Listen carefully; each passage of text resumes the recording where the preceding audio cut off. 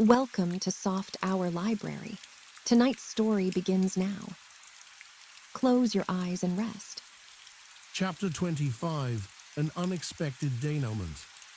We were present the following morning at the examination of Jack Renaud.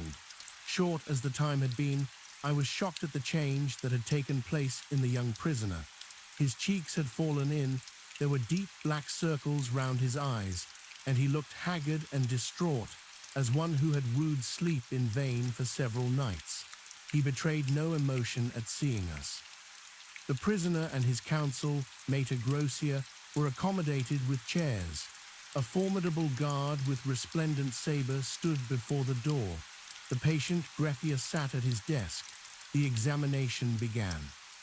"Renaud," began the magistrate, "do you deny that you were in Merlinville on the night of the crime?" Jack did not reply at once. Then he said with a hesitancy of manner which was piteous, I told you that I was in Cherbourg." Maître Grossier frowned and sighed. I realized at once that Jack Renaud was obstinately bent on conducting his own case as he wished, to the despair of his legal representative. The magistrate turned sharply. "Send in the station witnesses." In a moment or two, the door opened to admit a man whom I recognized as being a porter at Merlinville Station. "You were on duty on the night of June 7th. "Yes, monsieur." "You witnessed the arrival of the 11:40 train." "Yes, monsieur." "Look at the prisoner. Do you recognize him as having been one of the passengers to alight?" "Yes, monsieur le juge." "There is no possibility of your being mistaken." "No, monsieur, I knew M. Jack Renaud well." "Nor of your being mistaken as to the date." "No, monsieur, because it was the following morning, June 8th, that we heard of the murder." Another railway official was brought in and confirmed the first one's evidence. The magistrate looked at Jack Renaud. "These men have identified you positively. What have you to say?" Jack shrugged his shoulders. "Nothing." M. Hortet exchanged a glance with the greffier as the scratching of the latter's pen recorded the answer. "Renaud," continued the magistrate, "do you recognize this?" He took something from the table by his side and held it out to the prisoner. I shuddered as I recognized the aeroplane dagger. "Pardon," cried Maître Grossier. "I demand to speak to my client before he answers that question." But Jack Renaud had no consideration for the feelings of the wretched Grossier. He waved him aside and replied quietly, "Certainly I recognize it. It is a present given by me to my mother as a souvenir of the war." "Is there, as far as you know, any duplicate of that dagger in existence?" Again Maître Grossier burst out, and again Jack overrode him. "Not that I know of. The setting was my own design."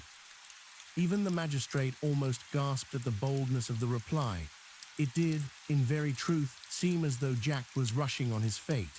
I realized, of course, the vital necessity he was under of concealing, for Bella's sake, the fact that there was a duplicate dagger in the case.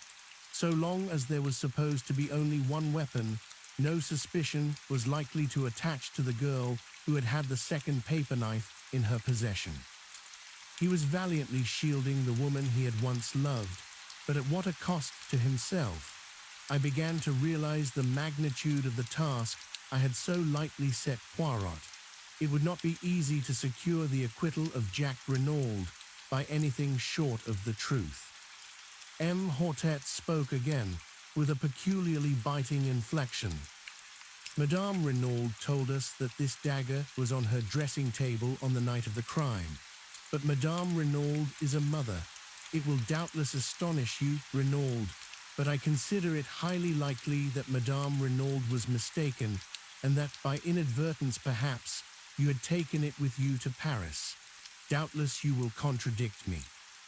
I saw the lad's handcuffed hands clench themselves. The perspiration stood out in beads upon his brow, as with a supreme effort he interrupted M. Hortet in a hoarse voice. I shall not contradict you, it is possible. It was a stupefying moment. Mater Grocia rose to his feet, protesting. My client has undergone a considerable nervous strain. I should wish it put on record that I do not consider him answerable for what he says. The magistrate quelled him angrily.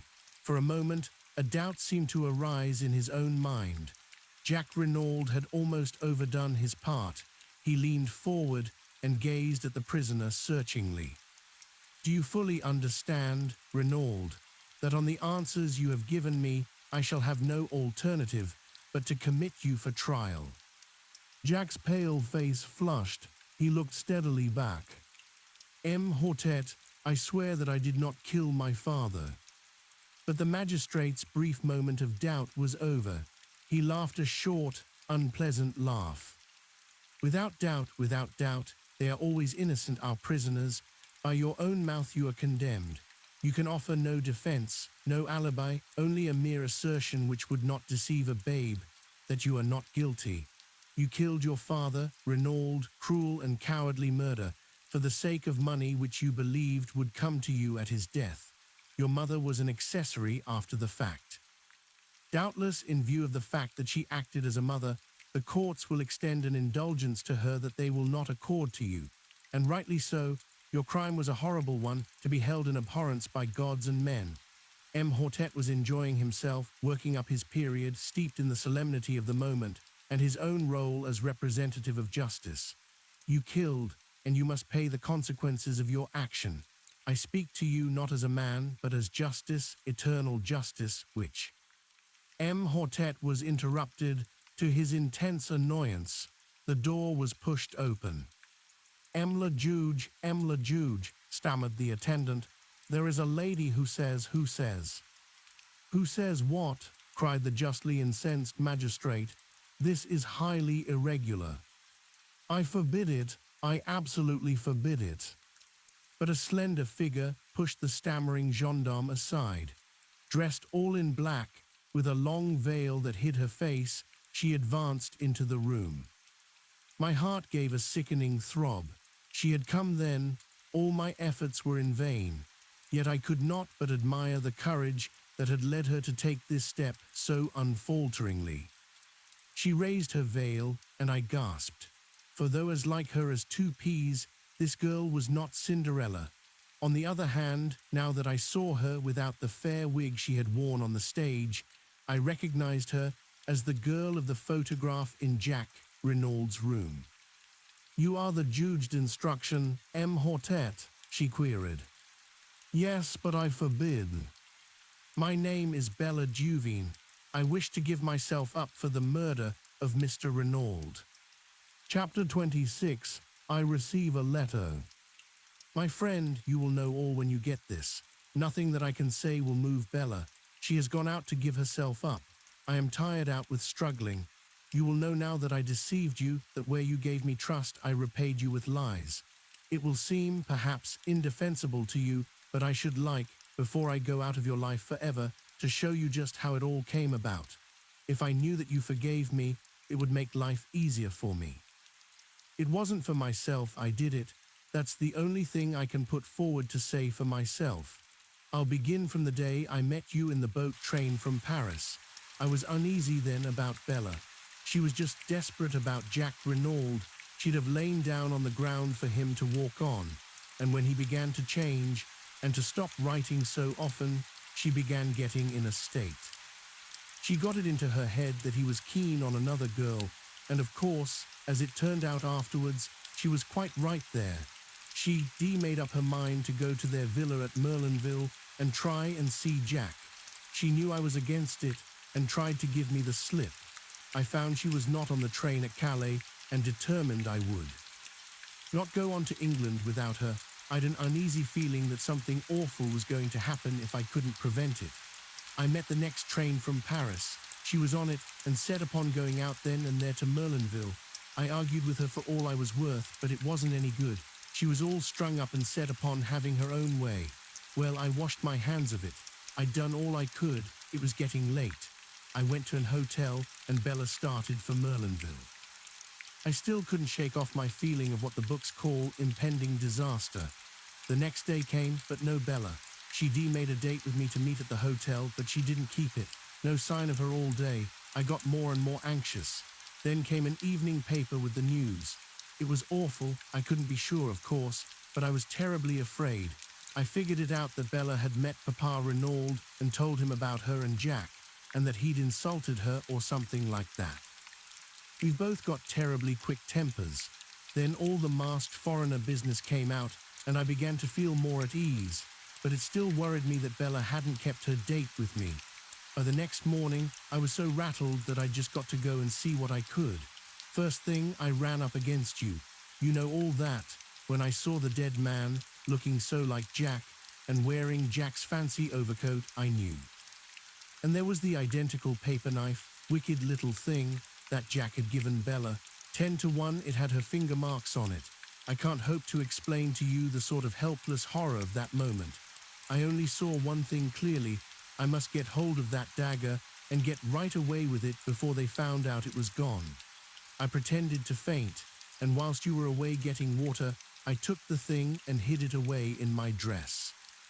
I told you that I was staying at the Hotel du Fair, but of course, really, I made a beeline back to Calais, and then on to England by the first boat. When we were in mid-channel, I dropped that little devil of a dagger into the sea. Then I felt I could breathe again. Bella was at our digs in London. She looked like nothing on God's earth. I told her what I'd done and that she was pretty safe for the time being. She stared at me and then began laughing. It was horrible to hear her. I felt that the best thing to do was to keep busy.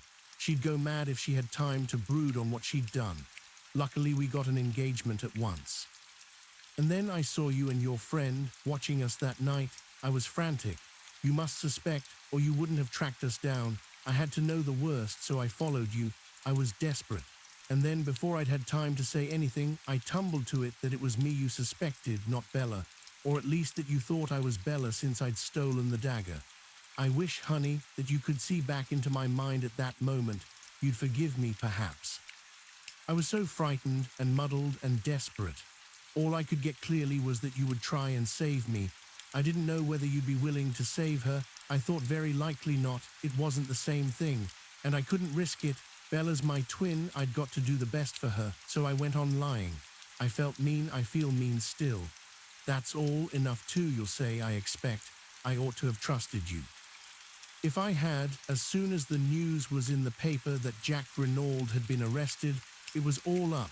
Bella wouldn't even wait to see how things went. I'm very tired. I can't write any more. She had begun to sign herself Cinderella, but had crossed that out and written instead Dulcie Duveen. It was an ill-written, blurred epistle, but I have kept it to this day. Poirot was with me when I read it. The sheets fell from my hand, and I looked across at him. Did you know all the time that it was the other? Yes, my friend. Why did you not tell me? To begin with, I could hardly believe it conceivable that you could make such a mistake. You had seen the photograph. The sisters are very alike, but by no means incapable of distinguishment. But the fair hair, a wig worn for the sake of a piquant contrast on the stage. Is it conceivable that with twins one should be fair and one dark? Why didn't you tell me that night at the hotel in Coventry? You were rather high-handed in your methods, mon ami, said Poirot drily. You did not give me a chance. But afterwards... afterwards. Well, to begin with, I was hurt at your want of faith in me. And then I wanted to see whether your feelings would stand the test of time. In fact, whether it was love or a flash in the pan with you, I should not have left you long in your error. I nodded. His tone was too affectionate for me to bear resentment. I looked down on the sheets of the letter. Suddenly, I picked them up from the floor and pushed them across to him. "Read that," I said. "I'd like you to." He read it through in silence, then he looked up at me. "What is it that worries you, Hastings?" This was quite a new mood in Poirot. His mocking manner seemed laid quite aside. I was able to say what I wanted without too much difficulty. She doesn't say. Well, not whether she cares for me or not." Poirot turned back the pages. "I think you are mistaken, Hastings." "Where?" I cried, leaning forward eagerly. Poirot smiled. "She tells you that in every line of the letter, Moan Army. But where am I to find her? There's no address on the letter. There's a French stamp, that's all." "Excite yourself not. Leave it to Papa Poirot. I can find her for you as soon as I have 5 little minutes." Chapter 27, Jack Renaud's Story. "Congratulations, M. Jack," said Poirot, wringing the lad warmly by the hand. Young Renaud had come to us as soon as he was liberated, before starting for Merlinville to rejoin Marthe and his mother. Stonner accompanied him.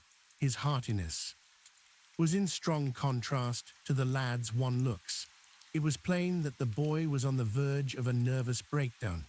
Although delivered from the immediate peril that was hanging over him, the circumstances of his release were too painful to let him feel full relief. He smiled mournfully at Poirot and said in a low voice, "I went through it to protect her, and now it's all no use." "You could hardly expect the girl to accept the price of your life," remarked Stonner dryly. "She was bound to come forward when she saw you heading straight for the guillotine." "Ma foi, and you were heading for it too," added Poirot with a slight twinkle. "You would have had Maître Grossier's death from rage on your conscience if you had gone on." "He was a well-meaning ass, I suppose," said Jack, "but he worried me horribly. You see, I couldn't very well take him into my confidence. But my God, what's going to happen about Bella?" "If I were you," said Poirot frankly, "I should not distress myself unduly. The French courts are very lenient to youth and beauty, and the crime passional. A clever lawyer will make out a great case of extenuating circumstances. It will not be pleasant for you." "I don't care about that. You see, M. Poirot, in a way I do feel guilty of my father's murder. But for me and my entanglement with this girl, he would be alive and well today. And then my cursed carelessness in taking away the wrong overcoat. I can't help feeling responsible for his death. It will haunt me forever." "No, no," I said soothingly. "Of course it's horrible to me to think that Bella killed my father," resumed Jack, "but I'd treated her shamefully. After I met Marthe and realized I'd made a mistake, I ought to have written and told her so honestly. But I was so terrified of a row and of its coming to Marthe's ears, and her thinking there was more in it than there ever had been, that, well, I was a coward, and went on hoping the thing would die down of itself. I just drifted, in fact, not realizing that I was driving the poor kid desperate. If she'd really knifed me, as she meant to, I should have got no more than my deserts. And the way she's come forward now is downright plucky. I'd have stood the racket, you know, up to the end." He was silent for a moment or two, and then burst out on another tack. "What gets me is why the governor should be wandering about in underclothes and my overcoat at that time of night. I suppose he'd just given the foreign Johnnies the slip, and my mother must have made a mistake about its being 2 o'clock when they came. Or it wasn't all a frame-up, was it? I mean, my mother couldn't think that it was me." Poirot reassured him quickly. No, M. Jack, have no fears on that score. As for the rest, I will explain it to you one of these days. It is rather curious, but will you recount to us exactly what did occur on that terrible evening?" "There's very little to tell. I came from Cherbourg, as I told you, in order to see Marthe before going to the other end of the world. The train was late, and I decided to take the short cut across the golf links. I could easily get into the grounds of the Villa Marguerite from there. I had nearly reached the place when... He paused and swallowed. Yes. I heard a terrible cry. It wasn't loud, a sort of choke and gasp, but it frightened me. For a moment I stood rooted to the spot. Then I came round the corner of a bush. There was moonlight. I saw the grave and a figure lying face downwards with a dagger sticking in the back. And then I looked up and saw her. She was looking at me as though she saw a ghost. It's what she must have thought me at first. All expression seemed frozen out of her face by horror. And then she gave a cry and turned and ran. He stopped, trying to master his emotion. And afterwards asked Poirot gently, I really don't know. I stayed there for a time, dazed, and then I realized I'd better get away as fast as I could. It didn't occur to me that they would suspect me, but I was afraid of being called upon to give evidence against her. I walked to St. Beauvais, as I told you, and got a car from there back to Cherbourg. A knock came at the door, and a page entered with a telegram which he delivered to Stoner. He tore it open. Then he got up from his seat. Mrs. Renaud has regained consciousness, he said. Ah, Poirot sprang to his feet. Let us all go to Merlinville at once. A hurried departure was made forthwith. Stoner, at Jack's instance, agreed to stay behind and do all that could be done for Bella Duveen. Poirot, Jack Renaud, and I set off in the Renaud car. The run took just over 40 minutes. As we approached the doorway of the Villa Marguerite, Jack Renaud shot a questioning glance at Poirot. How would it be if you went on first, to break the news to my mother that I am free? While you break it in person to Mademoiselle Marthe, finished Poirot with a twinkle. But yes, by all means, I was about to propose such an arrangement myself. Jack Renaud did not wait for more. Stopping the car, he swung himself out and ran up the path to the front door. We went on in the car to the Villa Genevieve. Poirot, I said, do you remember how we arrived here that first day and were met by the news of M. Renaud's murder? Ah, yes, truly, not so long ago either. But what a lot of things have happened since then, especially for you, Mon Ami. Poirot, what have you done about finding Belle? I mean Dulcie. Calm yourself, Hastings. I arrange everything. You're being a precious long time about it, I grumbled. Poirot changed the subject. Then the beginning, now the end, he moralized, as we rang the bell. And considered as a case, the end is profoundly unsatisfactory. Yes, indeed, I sighed. You are regarding it from the sentimental standpoint, Hastings. That was not my meaning. We will hope that Mademoiselle Bella will be dealt with leniently, and after all, Jack Renaud cannot marry both the girls. I spoke from a professional standpoint. This is not a crime well ordered and regular, such as a detective delights in. You must see end scene designed by Georges Cano that indeed is perfect, but the denouement, no, a man killed by accident in a girl's fit of anger, indeed, what order or method is there in that? And in the midst of a fit of laughter on my part at Poirot's peculiarities, the door was opened by Francis. Poirot explained that he must see Mrs. Renaud at once, and the old woman conducted him upstairs. I remained in the salon. It was some time before Poirot reappeared. He was looking unusually grave. Vous voilà, Hastings. Sacré tonnerre, but there are squalls ahead. What do you mean? I cried. I would hardly have credited it, said Poirot thoughtfully, but women are very unexpected. Here are Jack and Marthe d'Aubreuil, I exclaimed, looking out of the window. Poirot bounded out of the room and met the young couple on the steps outside. Do not enter, it is better not. Your mother is very upset. I know, said Jack Renaud. I must go up to her at once. But no, I tell you, it is better not. But Marthe and I. In any case, do not take Mademoiselle with you. Mount if you must, but you would be wise to be guided by me." A voice on the stairs behind made us all start. "I thank you for your good offices, M. Poirot, but I will make my own wishes clear." We stared in astonishment. Descending the stairs, leaning upon Léonie's arm, was Mrs. Renaud, her head still bandaged. The French girl was weeping and imploring her mistress to return to bed. "Madame will kill herself. It is contrary to all the doctor's orders." But Mrs. Renaud came on. "Mother," cried Jack, starting forward, but with a gesture she drove him back. "I am no mother of yours. You are no son of mine. From this day and hour I renounce you." "Mother," cried the lad, stupefied.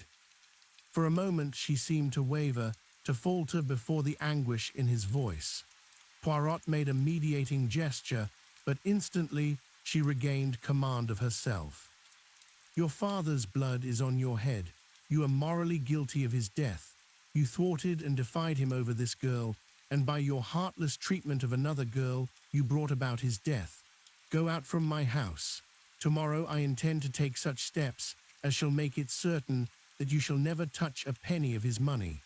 Make your way in the world as best you can with the help of the girl who is the daughter of your father's bitterest enemy." And slowly, painfully, she retraced her way upstairs. We were all dumbfounded, totally unprepared for such a demonstration. Jack Renaud, worn out with all he had already gone through, swayed and nearly fell. Poirot and I went quickly to his assistance. "He is overdone," murmured Poirot to Marthe. "Where can we take him?" "But home, to the Villa Marguerite. We will nurse him, my mother and I, my poor Jack." We got the lad to the villa, where he dropped limply onto a chair in a semi-dazed condition. Poirot felt his head and hands. "He has fever, the long strain begins to tell, and now this shock on top of it. Get him to bed, and Hastings and I will summon a doctor." A doctor was soon procured. After examining the patient, he gave it as his opinion that it was simply a case of nerve strain. With perfect rest and quiet, the lad might be almost restored by the next day, but if excited, there was a chance of brain fever. It would be advisable for someone to sit up all night with him. Finally, having done all we could, we left him in the charge of Marthe and her mother and set out for the town. It was past our usual hour of dining, and we were both famished. The first restaurant we came to assuage the pangs of hunger with an excellent omelette and an equally excellent entrecôte to follow. "And now for quarters for the night," said Poirot, when at length Café Noir had completed the meal. "Shall we try our old friend, the Hôtel des Bains?" We traced our steps there without more ado. Yes, messieurs could be accommodated with 2 good rooms overlooking the sea. Then Poirot asked a question which surprised me. "Has an English lady, Miss Robinson, arrived?" "Yes, monsieur, she is in the little salon." "Oh, Poirot," I cried, keeping pace with him as he walked along the corridor. "Who on earth is Miss Robinson?" Poirot beamed kindly on me. "It is that I have arranged you a marriage, Hastings." "But I say—" "Bah," said Poirot, giving me a friendly push over the threshold of the door. "Do you think I wish to trumpet aloud in Merlinville the name of Juvine?" It was indeed Cinderella who rose to greet us. I took her hands in both of mine. My eyes said the rest. Poirot cleared his throat. "Mes enfants," he said, "for the moment we have no time for sentiment. There is work ahead of us. Mademoiselle, were you able to do what I asked you?" In response, Cinderella took from her bag an object wrapped up in paper and handed it silently to Poirot. The latter unwrapped it. I gave a start, for it was the aeroplane dagger which I understood she had cast into the sea. Strange how reluctant women always are to destroy the most compromising of objects and documents. Tres bien, mon enfant, said Poirot. I am pleased with you. Go now and rest yourself. Hastings here and I have work to do. You shall see him tomorrow. Where are you going? Asked the girl, her eyes widening. You shall hear all about it tomorrow. Because wherever you're going, I'm coming too. But mademoiselle, I'm coming too, I tell you. Poirot realized that it was futile to argue further. He gave in. Come then, mademoiselle, but it will not be amusing. In all probability, nothing will happen. The girl made no reply. 20 minutes later, we set forth. It was quite dark now, a close, oppressive evening. Poirot led the way out of the town in the direction of the Villa Genevieve, but when he reached the Villa Marguerite, he paused. I should like to assure myself that all goes well with Jack Renauld. Come with me, Hastings. Mademoiselle will perhaps remain outside. Madame d'Aubreuil might say something which would wound her. We unlatched the gate and walked up the path. As we went round to the side of the house, I drew Poirot's attention to a window on the first floor. Thrown sharply on the blind was the profile of Marthe d'Aubreuil. Ah, said Poirot, I figure to myself that is the room where we shall find Jack Renauld. Madame d'Aubreuil opened the door to us. She explained that Jack was much the same, but perhaps we would like to see for ourselves. She led us upstairs and into the bedroom. Marthe d'Aubreuil was embroidering by a table with a lamp on it. She put her finger to her lips as we entered. Jack Renauld was sleeping an uneasy, fitful sleep, his head turning from side to side, and his face still unduly flushed. Is the doctor coming again? Asked Poirot in a whisper. Not unless we send. He is sleeping, that is the great thing. Mammon made him a tisane. She sat down again with her embroidery as we left the room. Madame d'Aubreuil accompanied us down the stairs. Since I had learned of her past history, I viewed this woman with increased interest. She stood there with her eyes cast down, the same very faint, enigmatical smile that I remembered on her lips. And suddenly I felt afraid of her, as one might feel afraid of a beautiful poisonous snake.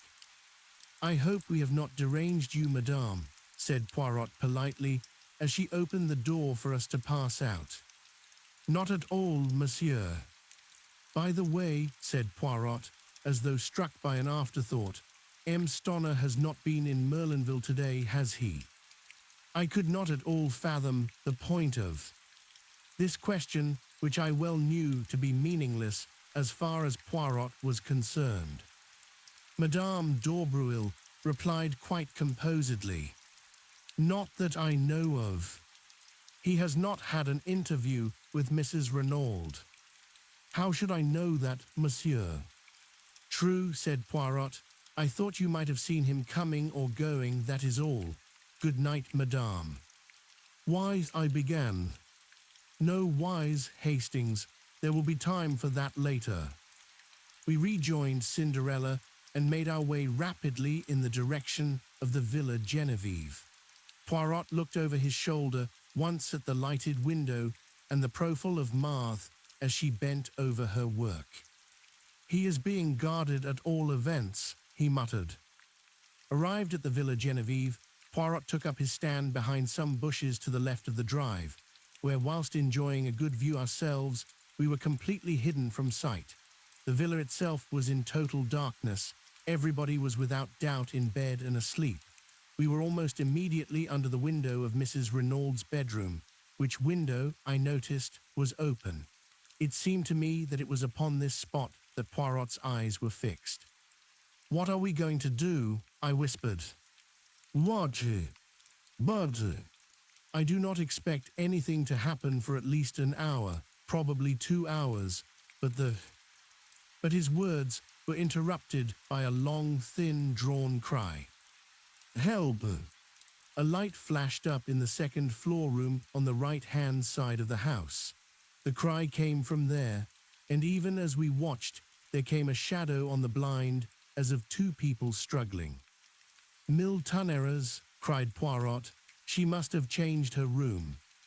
Dashing forward, he battered wildly on the front door. Then rushing to the tree in the flower bed, he swarmed up it with the agility of a cat. I followed him, as with a bound he sprang in through the open window. Looking over my shoulder, I saw Dulcie reaching the branch behind me. "Take care," I exclaimed. "Take care of your grandmother," retorted the girl. "This is child's play to me." Poirot had rushed through the empty room and was pounding on the door leading into the corridor. "Locked and bolted on the outside," he growled, "and it will take time to burst it open." The cries for help were getting noticeably fainter. I saw despair in Poirot's eyes. He and I together put our shoulders to the door. Cinderella's voice, calm and dispassionate, came from the window. "You'll be too late. I guess I'm the only one who can do anything." Before I could move a hand to stop her, she appeared to leap upward into space. I rushed and looked out. To my horror, I saw her hanging by her hands from the roof, propelling herself along by jerks in the direction of the lighted window. "Good heavens, she'll be killed," I cried. "You forget, she's a professional acrobat, Hastings. It was the providence of the good God that made her insist on coming with us tonight. I only pray that she may be in time." Ah! A cry of absolute terror floated out onto the night as the girl disappeared through the right-hand window. Then in Cinderella's clear tones came the words, "No, you do, I've got you, and my wrists are just like steel." At the same moment, the door of our prison was opened cautiously by Frances. Poirot brushed her aside unceremoniously and rushed down the passage to where the other maids were grouped round the further door. "It's locked on the inside, monsieur." There was the sound of a heavy fall within. After a moment or two, the key turned and the door swung slowly open. Cinderella, very pale, beckoned us in. "She is safe?" demanded Poirot. "Yes, I was just in time. She was exhausted." Mrs. Renaud was half sitting, half lying on the bed. She was gasping for breath. "Nearly strangled me," she murmured painfully. The girl picked up something from the floor and handed it to Poirot. It was a rolled-up ladder of silk rope, very fine but quite strong. "A getaway," said Poirot, "by the window whilst we were battering at the door. Where is the other?" The girl stood aside a little and pointed. On the ground lay a figure wrapped in some dark material, a fold of which hid the face. "Dead." She nodded. "I think so. Head must have struck the marble fender." "But who is it?" I cried. "The murderer of M. Renaud Hastings and the would-be murderer of Madame Renaud." Puzzled and uncomprehending, I knelt down and, lifting the fold of cloth, looked into the dead, beautiful face of Marthe d'Aubruil. Chapter 20, 8 Journeys End. I have confused memories of the further events of that night. Poirot seemed deaf to my repeated questions. He was engaged in overwhelming Frances with reproaches for not having told him of Mrs. Renaud's change of sleeping quarters. I caught him by the shoulder, determined to attract his attention and make myself heard. "But you must have known," I expostulated. "You were taken up to see her this afternoon." Poirot deigned to attend to me for a brief moment. "She had been wheeled on a sofa into the middle room, her boudoir," he explained.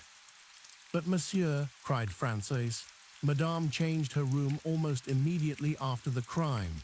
The associations, they were too distressing." "Then why was I not told?" vociferated Poirot, striking the table and working himself into a first-class passion. "I demand you, why was I not told? You are an old woman completely imbecile, and Léonie and Denise are no better. All of you are triple idiots. Your stupidity has nearly caused the death of your mistress." but for this courageous child." He broke off, and darting across the room to where the girl was bending over ministering to Mrs. Renauld, he embraced her with Gallic fervor, slightly to my annoyance. I was aroused from my condition of mental fog by a sharp command from Poirot to fetch the doctor immediately on Mrs. Renauld's behalf. After that, I might summon the police, and he added, to complete my dudgeon, "It will hardly be worth your while to return here. I shall be too busy to attend to you, and of Mademoiselle here I make a garde malade." I retired with what dignity I could command. Having done my errands, I returned to the hotel. I understood next to nothing of what had occurred. The events of the night seemed fantastic and impossible. Nobody would answer my questions. Nobody had seemed to hear them. Angrily, I flung myself into bed and slept the sleep of the bewildered and utterly exhausted. I awoke to find the sun pouring in through the open windows and Poirot, neat and smiling, sitting beside the bed. "Enfin you wake, but it is that you are a famous sleeper, Hastings. Do you know that it is nearly 11 o'clock?" I groaned and put a hand to my head. "I must have been dreaming," I said. "Do you know, I actually dreamt that we found Marthe d'Aubruil's body in Mrs. Renauld's room, and that you declared her to have murdered Mr. Renauld. You were not dreaming, all that is quite true." "But Bella Duveen killed Mr. Renauld." "Oh no, Hastings, she did not. She said she did, yes, but that was to save the man she loved from the guillotine." "What?" "Remember Jack Renauld's story. They both arrived on the scene at the same instant, and each took the other to be the perpetrator of the crime. The girl stares at him in horror, and then with a cry rushes away. But when she hears that the crime has been brought home to him, she cannot bear it, and comes forward to accuse herself and save him from certain death." Poirot leaned back in his chair and brought the tips of his fingers together in familiar style. "The case was not quite satisfactory to me," he observed judicially. "All along I was strongly under the impression that we were dealing with a cold-blooded and premeditated crime committed by someone who had been contented, very cleverly, with using M. Renauld's own plans for throwing the police off the track. The great criminal, as you may remember my remarking to you once, is always supremely simple." I nodded. Now, to support this theory, the criminal must have been fully cognizant of Mr. Renauld's plans. That leads us to Madame Renauld, but facts fail to support any theory of her guilt. Is there anyone else who might have known of them? Yes. From Marthe d'Aubruil's own lips, we have the admission that she overheard M. Renauld's quarrel with the tramp.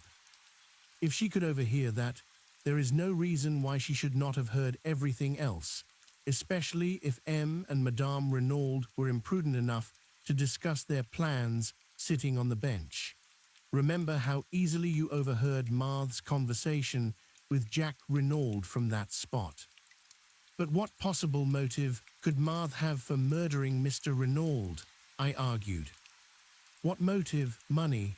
M. Renauld was a millionaire several times over, and at his death, or so she and Jack believed, half that vast fortune would pass to his son. Let us reconstruct the scene from the standpoint of Marthe d'Aubruil.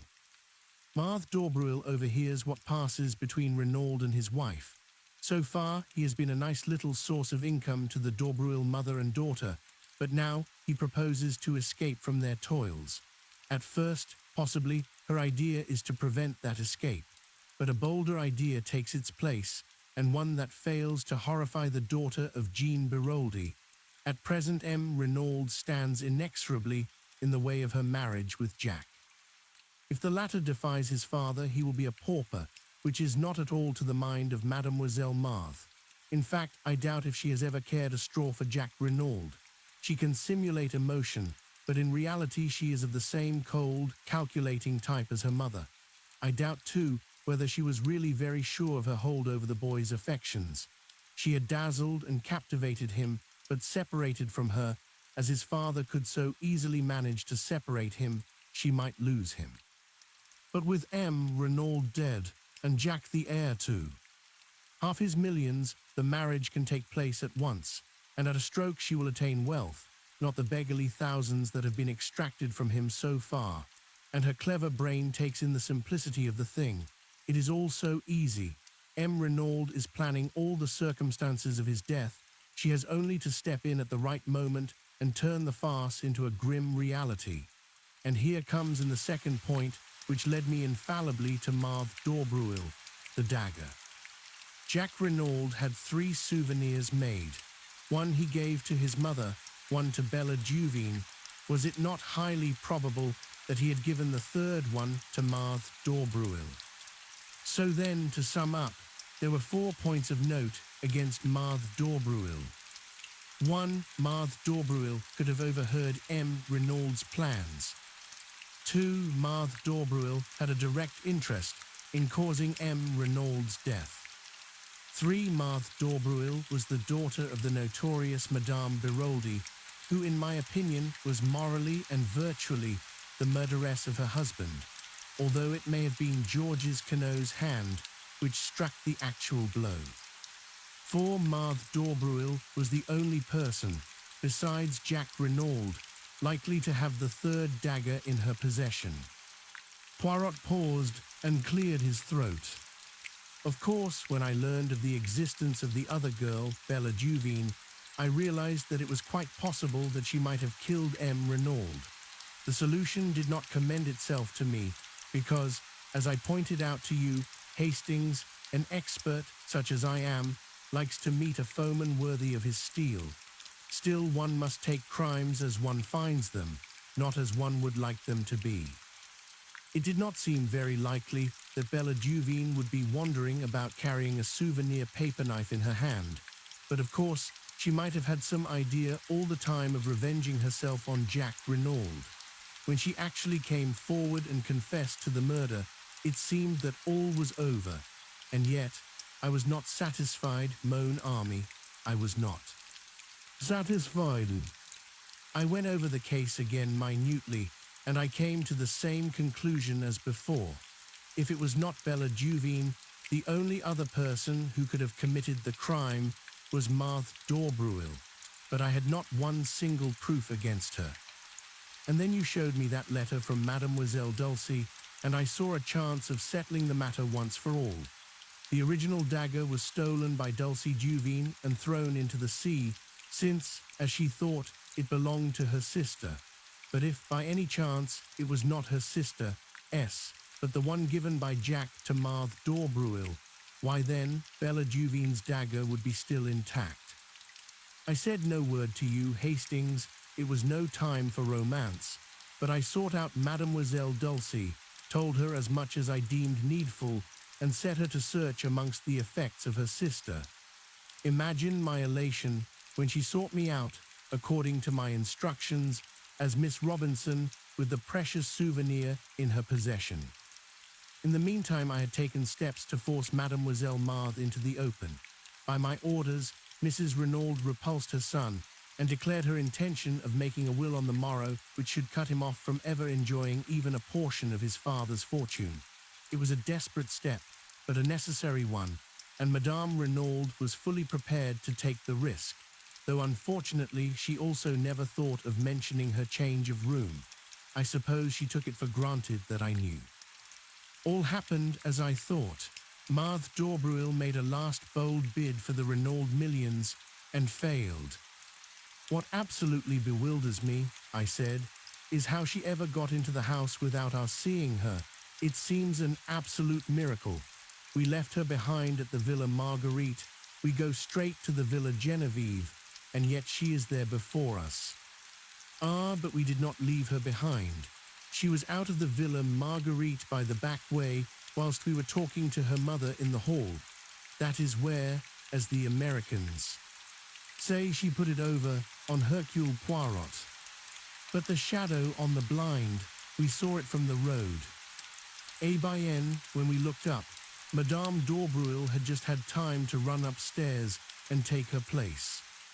Madame d'Aubreuil. Yes, one is old, and one is young, one dark and one fair, but for the purpose of a silhouette on a blind, their profiles are singularly alike. Even I did not suspect, triple imbecile that I was. I thought I had plenty of time before me, that she would not try to gain admission to the villa until much later. She had brains, that beautiful Mademoiselle Marthe. And her object was to murder Mrs. Renauld. Yes, the whole fortune would then pass to her son, but it would have been suicide mon ami. On the floor by Marthe d'Aubreuil's body, I found a pad and a little bottle of chloroform and a hypodermic syringe containing a fatal dose of morphine. You understand, the chloroform first, then when the victim is unconscious, the prick of the needle. By the morning, the smell of the chloroform has quite disappeared, and the syringe lies where it has fallen from Madame Renaud's hand. What would he say, the excellent M. Hortet? Poor woman, what did I tell you? The shock of joy, it was too much on top of the rest. Did I not say that I should not be surprised if her brain became unhinged? Altogether, a most tragic case, the Renauld case. However, Hastings, things did not go quite as Mademoiselle Marthe had planned. To begin with, Madame Renauld was awake and waiting for her. There is a struggle, but Madame Renauld is terribly weak still. There is a last chance for Marthe d'Aubreuil. The idea of suicide is at an end, but if she can silence Madame Renauld with her strong hands, make a getaway with her little silk ladder whilst we are still battering on the inside of the further door, and be back at the Villa Marguerite before we return there, it will be hard to prove anything against her. But she was checkmated, not by Hercule Poirot, but by la petite acrobate with her wrists of steel. I mused over the whole story. When did you first begin to suspect Marthe d'Aubreuil Poirot? When she told us she had overheard the quarrel in the garden. Poirot smiled.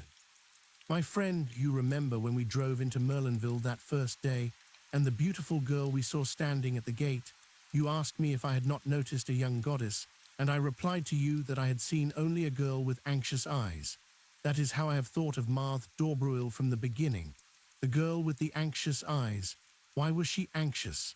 Not on Jack Renaud's behalf, for she did not know then that he had been in Merlinville the previous evening. By the way, I exclaimed, how is Jack Renaud? Much better, he is still at the Villa Marguerite, but Madame d'Aubreuil has disappeared. The police are looking for her. Was she in with her daughter, do you think? We shall never know.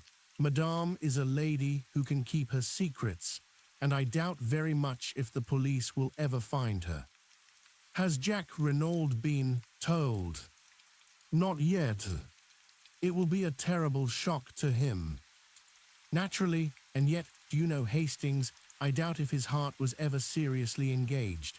So far we have looked upon Bella Duveen as a siren and Marthe d'Aubreuil as the girl he really loved. But I think that if we reverse the terms we should come nearer to the truth. Marthe d'Aubreuil was very beautiful.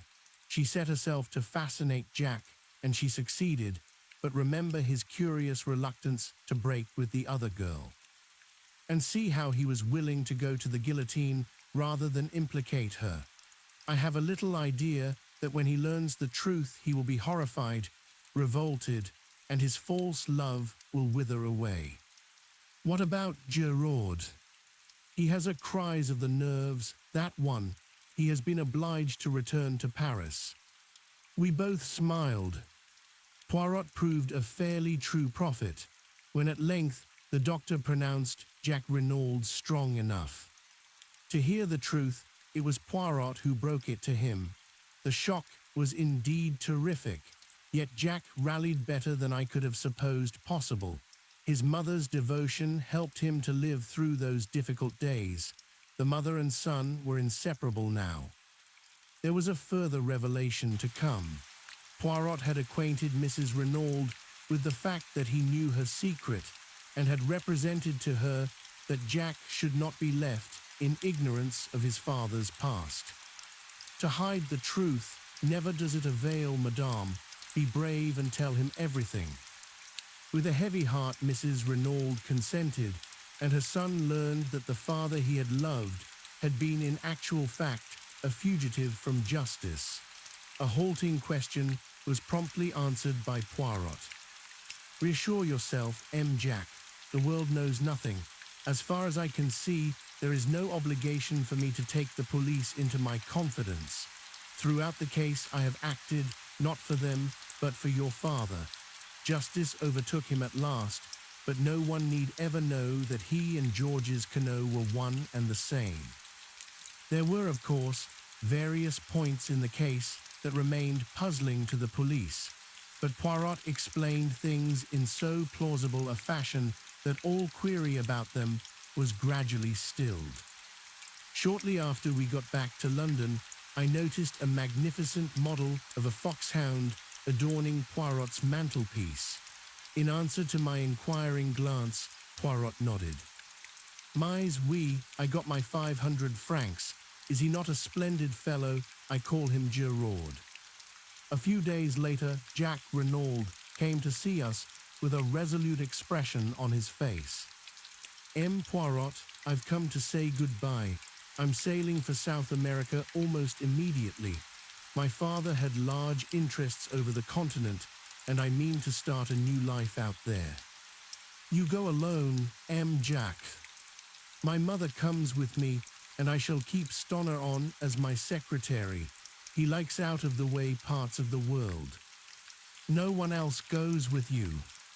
Jack flushed. You mean a girl who loves you very dearly, who has been willing to lay down her life for you. How could I ask her, muttered the boy. After all that has happened, could I go to her and oh, what sort of a lame story could I tell? Les femmes, they have a wonderful genius for manufacturing crutches for stories like that.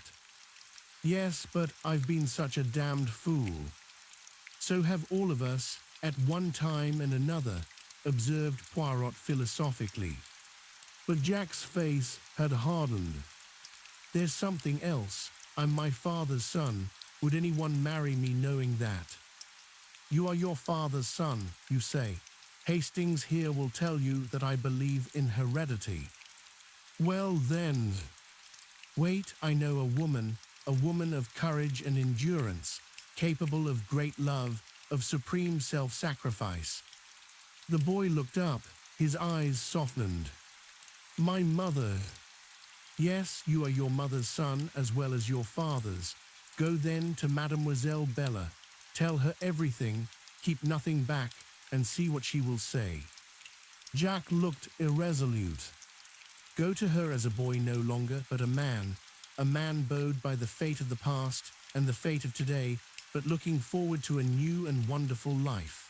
Ask her to share it with you. You may not realize it, but your love for each other has been tested in the fire and not found wanting. You have both been willing to lay down your lives for each other. And what of Captain Arthur Hastings, humble chronicler of these pages? There is some talk of his joining the Reynolds on a ranch across the seas, but for the end of this story, I prefer to go back to a morning in the garden of the Villa Genevieve. I can't call you Bella, I said, since it isn't your name, and Dulcie seems so unfamiliar, so it's got to be Cinderella. Cinderella married the prince, you remember. I'm not a prince, but... She interrupted me. Cinderella warned him, I'm sure. You see, she couldn't promise to turn into a princess. She was only a little scullion after all. It's the prince's turn. To interrupt, I interpolated. Do you know what he said? No. Hell, said the prince, and kissed her. And I suited the action to the word. The end. Thank you for listening to Soft Hour Library.